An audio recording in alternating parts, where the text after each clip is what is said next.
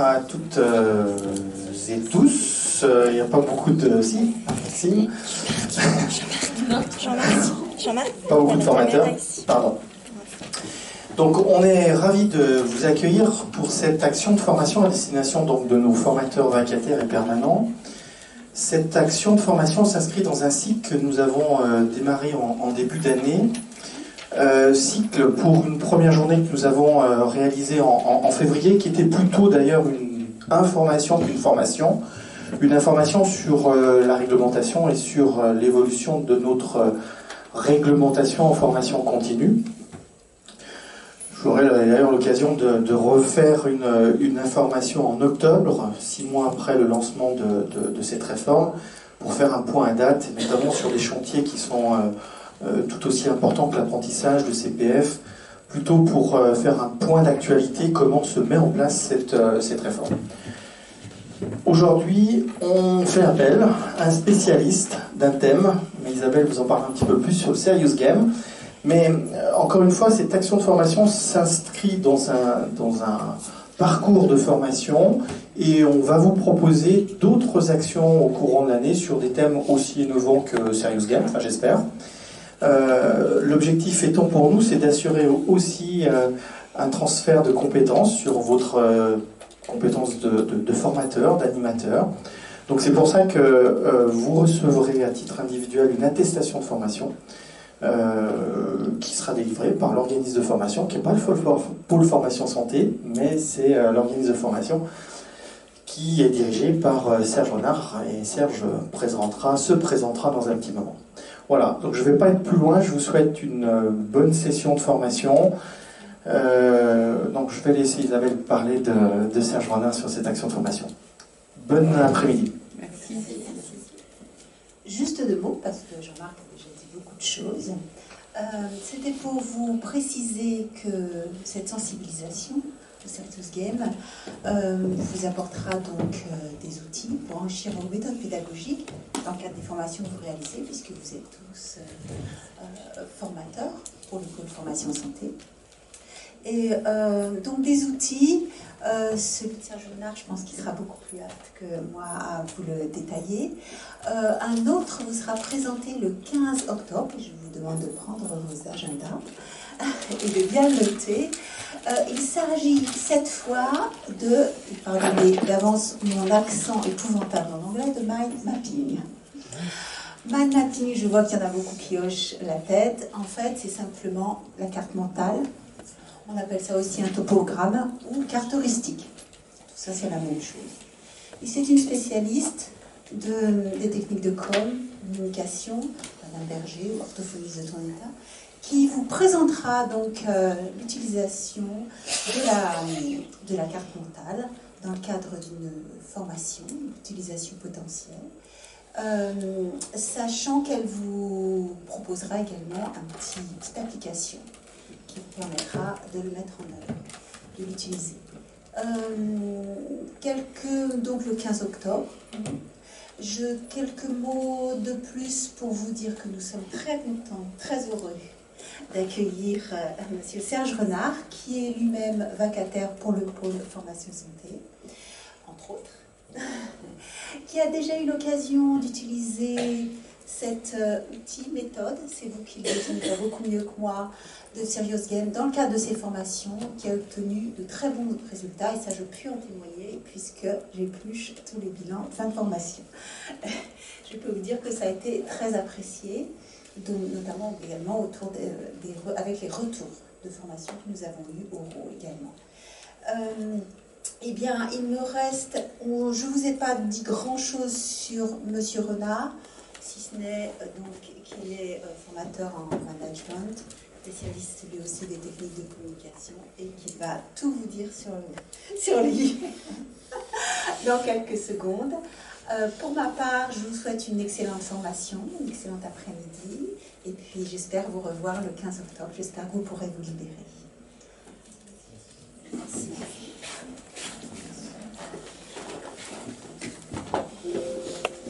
Bien, bonjour à tous.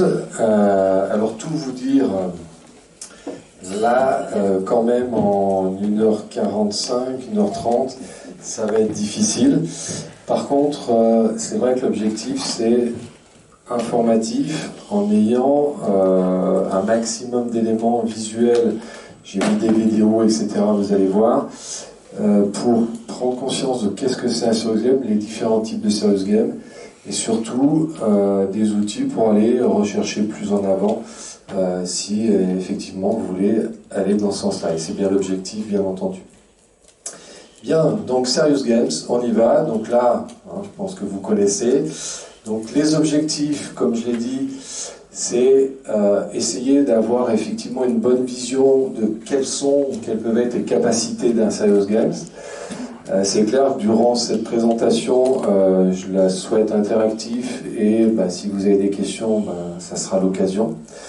Et puis, l'objectif, c'est aussi de pouvoir dire, je perçois comment pouvoir les utiliser et quelle peut être l'utilité d'un Serious Games pour demain. Sachant que le monde va vers la digitalisation, les étudiants ou même les personnes en formation continue, quelque part, on est obligé d'aller dans ce sens-là. Alors, comment ça va se passer? Donc, je vais me présenter. Qu'est-ce qu'un Serious Games? J'ai souhaité l'introduire à travers une vidéo. Je trouvais que c'était plus concret parce que c'est quelqu'un qui est dans le domaine. Je vous demanderai quelques éléments interactifs, des questions, etc. Vous verrez. C'est peu de choses, rassurez-vous. J'en passerai ensuite par les deux types de Serious Games qui peuvent exister. Parce que c'est important de bien comprendre les différents types. Il y en a plusieurs. Et à travers ça, expliquer aussi à travers 3 vidéos de manière à pouvoir bien comprendre. Dans ces 3 vidéos, il y en a même une où j'ai utilisé un Serious Games dans le domaine du service à la personne pour me plonger dedans et voir comment on pourrait l'utiliser. Les Serious Games, c'est les préjugés alors interactifs parce que vous verrez que quelque part on peut avoir des préjugés sur certains outils qu'on peut appeler Serious Games, et je t'inviendrai aussi avec des vidéos et une sur un EHPAD. J'ai trouvé ça sur internet, j'ai trouvé ça très bien fait en plus. Historique et chiffres clés pour comprendre quels sont les domaines, qu'est-ce qui se passe sur le marché du Serious Games. Pareil, je vous demanderai un minimum de participation. Ensuite, une vidéo tuto qui a été faite par des étudiants que j'ai eu il y a 3 ans à peu près, où ils étaient en charge justement d'essayer de répertorier et de donner une vision complète du monde du Serious Games. Et ça vous permettrait d'avoir effectivement tout ce qui se passe, comment ça fonctionne. Et on terminera par une synthèse, diaporama synthèse, qui permet de reprendre les points clés. Ensuite, j'ai moi-même, donc j'utilise bien entendu Serious Games, essentiellement de ce qu'on appelle des jeux de plateau. Donc il y en a un que j'utilise chaque année régulièrement, dont un autre aussi. Donc ce qui veut dire, je vous expliquerai comment, sur la base de jeux de plateau, j'ai réfléchi pour les transformer en Serious Games. Donc je vous ai fait des schémas qui veut dire que c'est la base de réflexion quand on veut, sur la base d'un logiciel ou d'un jeu de plateau, essayer de réfléchir à comment j'utilise en Serious Games.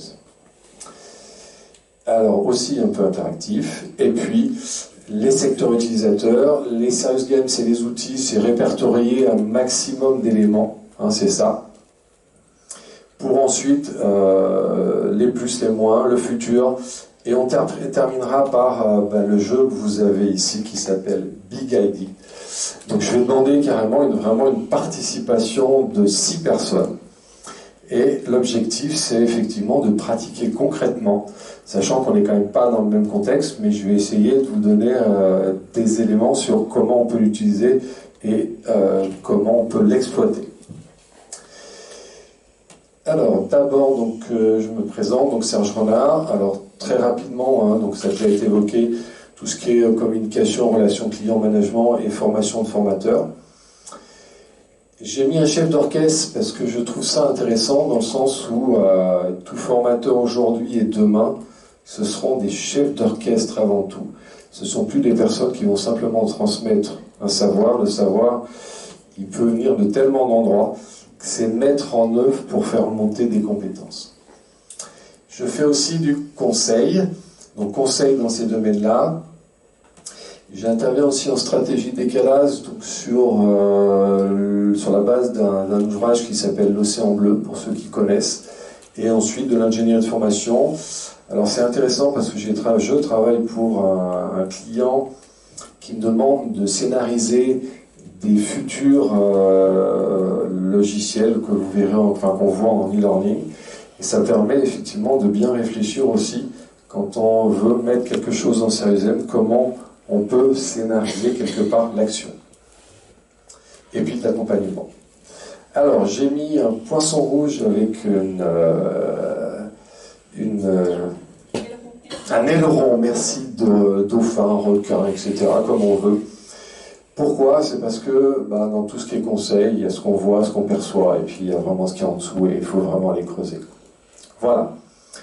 J'ai démarré sans savoir les jeux d'entreprise. Alors, Serious Games par les jeux d'entreprise.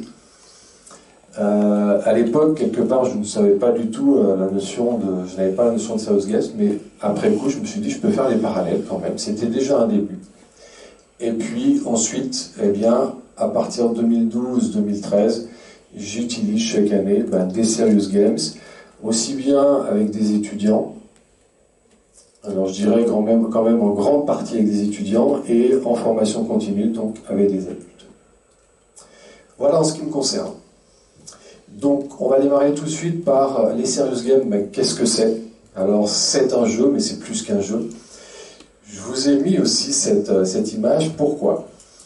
Parce que déjà, qu'est-ce que c'est? Et finalement, un Serious Game, c'est beaucoup basé, beaucoup réfléchi quand il est conçu. Eh bien, sur la base d'une bande dessinée. C'est-à-dire une bande dessinée, il y a un scénario, et ce scénario, un Serious Game, c'est réfléchi à peu près de la même manière. Alors pour ça, je vais vous passer une vidéo, et forcément, après cette vidéo, donc le diaporama, il vous sera donné, bien entendu, j'ai mis tous les liens de manière à ce que vous puissiez ensuite y aller de nouveau, mais par vous-même. Et ce que je vais vous demander, donc à la fin de cette vidéo, c'est finalement s'il y a une phrase clé ou éventuellement 2 ou 3, qu'est-ce que vous pourriez retenir de cette vidéo explicative sur les Serious Games? C'est bon pour tout le monde? Allez.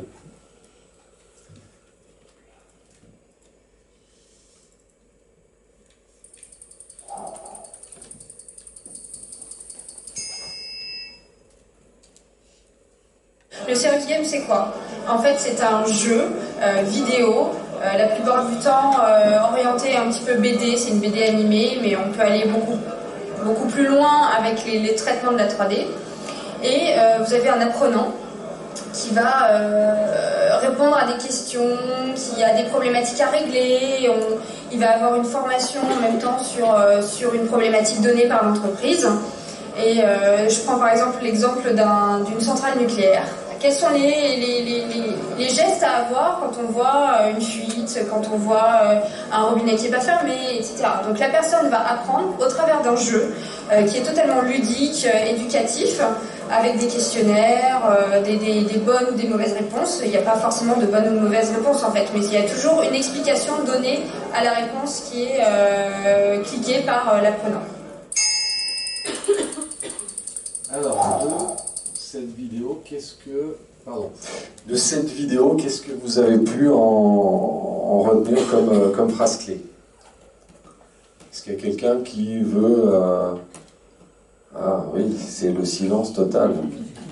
Apprendre au travers du jeu. Ouais. Donc déjà, effectivement, apprendre au travers du jeu. Interactif et ludique. Interactif et ludique, tout à fait. Et créatif. Et créatif. Alors créatif, ça veut dire quoi? Quand on dit créatif, c'est le participant va créer... Je pense que le participant, oui. Ok. C'était marqué, c'est ce que j'ai entendu. Ok, d'accord. D'autres éléments? Alors, ce que j'avais noté aussi, qui est important, donc, en plus de ce que vous avez dit, il n'y a pas de bonne ou mauvaise réponse. Et ça, c'est important. Ça veut dire que le droit à l'erreur est beaucoup plus est facilité par ce jeu-là. Et là, c'est vraiment important. Et puis, deuxième point que j'avais noté, il y a toujours une explication donnée à la réponse qui est cliquée par l'apprenant. Ça veut dire que l'apprenant, dans tout Serious Games, eh bien, il va avoir des explications et des réponses. Et là, c'est majeur, parce que quand on fait un apport comme ça, sans donner des explications, mais très concrètes, alors que là, il y a une mise en situation, on donne des réponses par rapport à ce qu'il a pu cliquer ou faire. Et ça fait tout de suite des liens entre théorie et pratique. Et effectivement, ça fait beaucoup avancer. Alors, ça veut dire qu'aussi on peut retenir, et c'est important, donc comme Serious Games, c'est une application qui soit à la fois informatique ou jeu de plateau. Je vais aller plus loin par rapport à ça, bien entendu. Alors l'intention initiale, effectivement, est de combiner avec cohérence, et là où c'est important, les aspects sérieux, avec des ressorts ludiques qui sont issus du jeu vidéo et jeu de plateau. Et c'est ça qui est important, c'est l'aspect.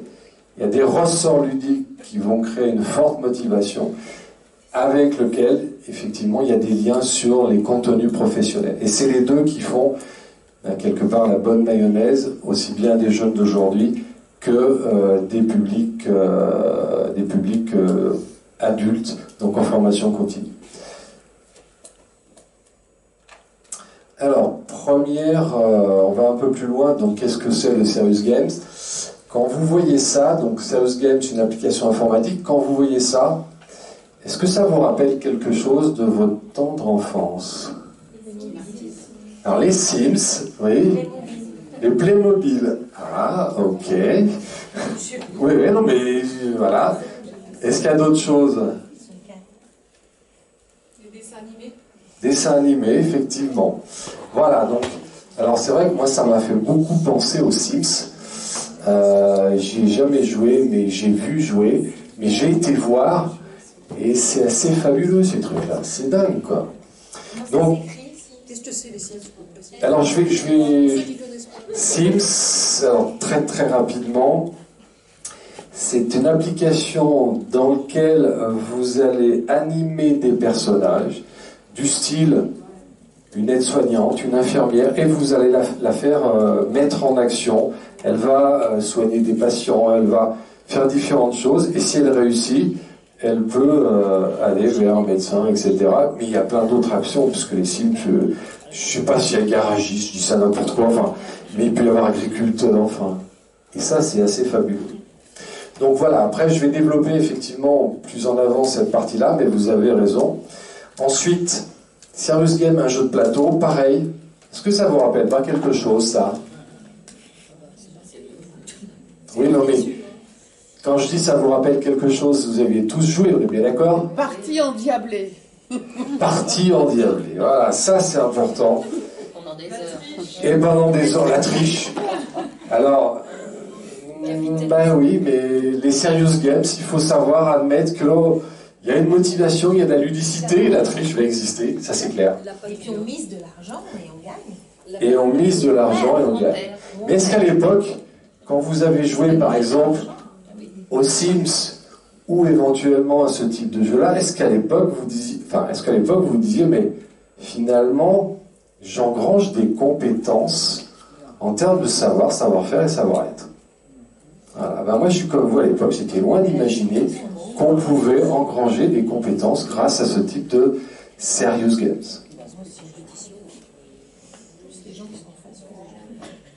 Allez, donc je vais vous montrer des exemples d'applications informatiques et des exemples de jeux de plateau, et notamment un jeu de plateau que j'ai utilisé avec des étudiants, et par bonheur j'avais été filmé, ce qui veut dire que vous allez voir des choses concrètes. Alors, dans un premier temps, donc la partie jeu sérieux informatique, je vais vous montrer un jeu que j'ai utilisé pour que vous puissiez voir quelque chose.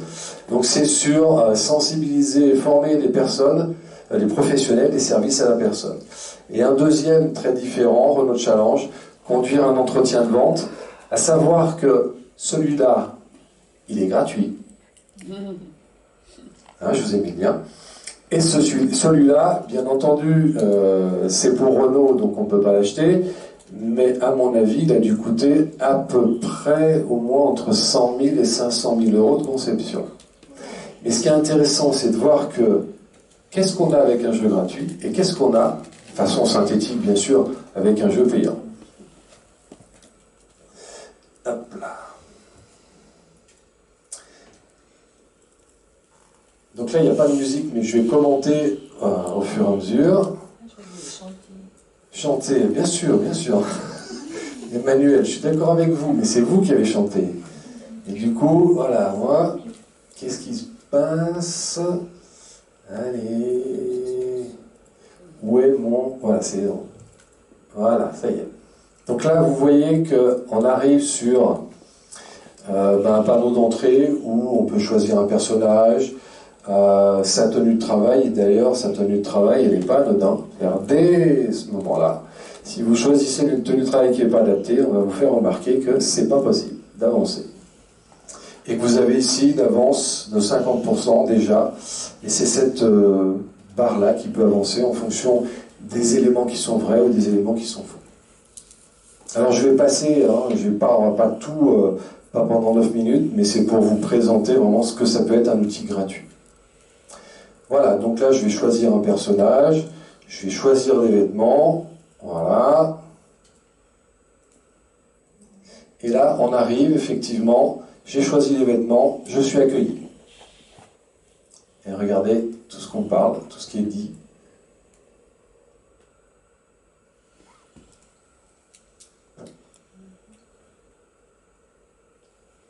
Donc là, on vous explique toutes les données pour pouvoir en fait rentrer dans le jeu avec simplicité et facilité.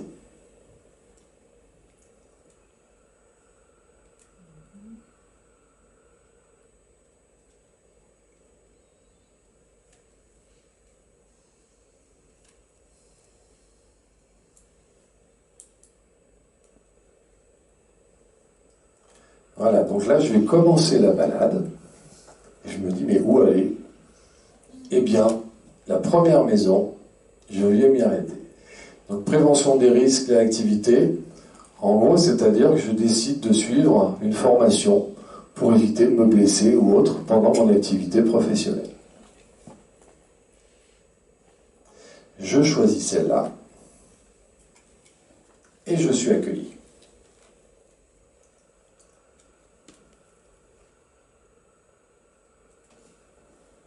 Je pense que dans toute activité, le dos, et surtout dans le domaine de la santé, le dos, on appelle ça les gestes et postures, sont très importants.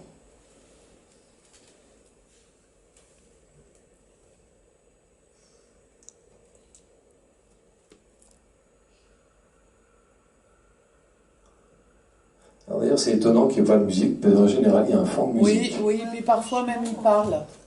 Il y en a certains, les Serious Games gratuits, ils parlent. Ouais. C'est important de le souligner, effectivement. Non, pas sur Papy-Doc, mais j'en ai trouvé sur Internet. Ouais.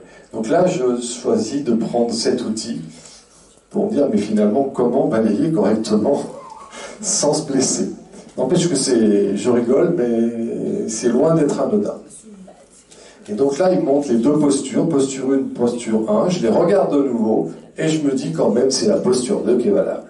Et là, ce qui est intéressant, c'est qu'on a effectivement toute l'explication du pourquoi de la tenue. Et donc, je trouvais ça effectivement très intéressant. Allez.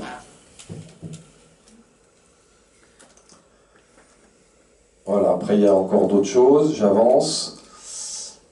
Alors, il y avait d'autres choses avec le fauteuil roulant, mais voilà, j'ai coupé la vidéo pour éviter que ça soit trop long. Après, logiquement, je choisis une autre action, et vous allez voir ce que je vais choisir.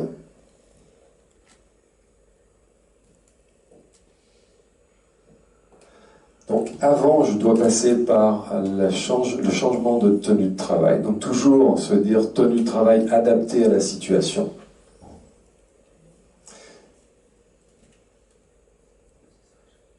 Donc là, je choisis de ne pas aller là. Aide à la toilette, mais je suis dit, allez, je vais aller voir ailleurs. Là, il y a une autre proposition quand je me dirige vers une maison.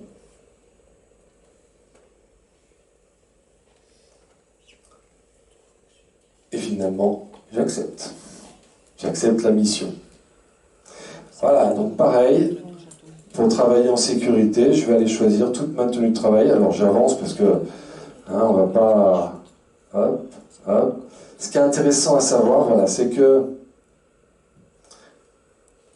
en fonction de la tenue de travail, tout est expliqué, les tenants et aboutissants, ce qui est positif par rapport à ce que j'ai pu choisir. Et rajouter en plus des éléments du style éviter les bijoux, éviter de porter des bijoux lorsque vous travaillez, etc.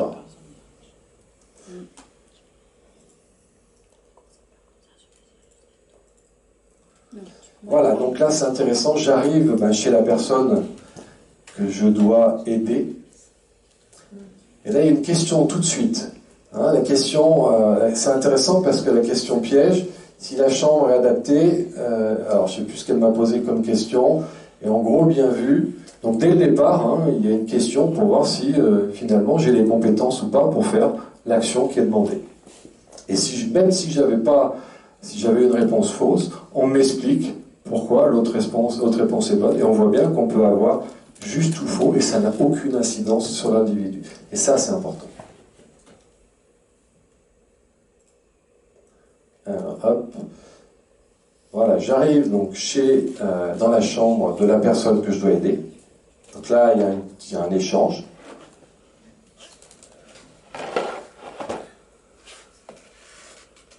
Et on me demande effectivement de préparer la chambre. Donc là, franchement, oui, il y a le tapis. Et on me demande ce que je dois faire au niveau du tapis. Ouf, j'ai raison. Voilà, donc ça permet de voir que tout est pris en compte du début jusqu'à la fin. Alors je vais avancer puisque après je dois préparer le repas. Voilà, donc je me trouve dans la cuisine. Alors, on me propose des menus, donc je dois choisir. On me dit si c'est possible ou pas. Ensuite, alors c'est encore les menus. Ensuite, il y a des éléments suite aux menus qui sont dans le frigo. Je dois choisir les bons éléments. Et ça va jusqu'à même... alors, je ne sais pas si on va le voir sur celle-là, j'en ai fait une autre, mais... Est-ce que la température aussi?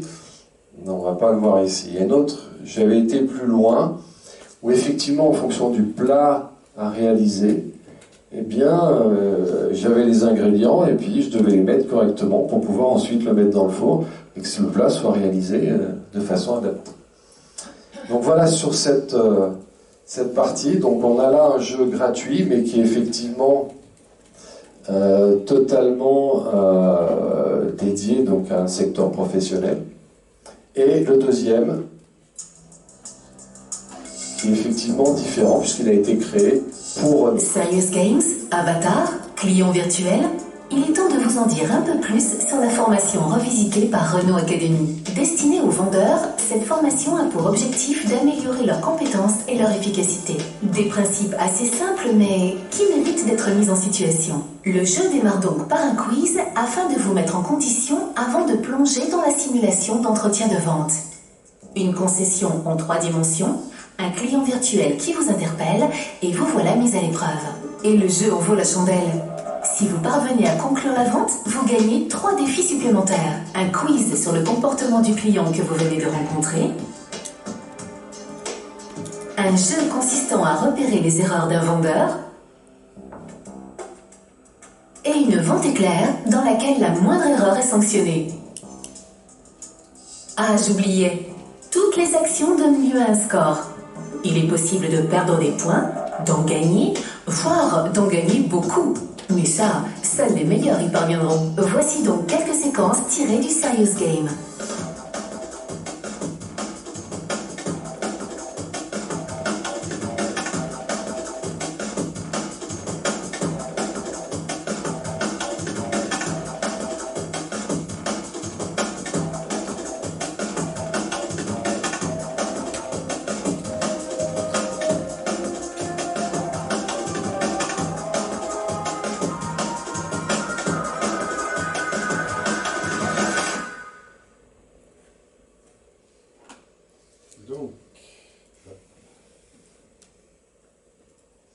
Donc voilà, on a vu ici 2 types de Serious Games. Donc un Serious Games qui a été construit donc, pour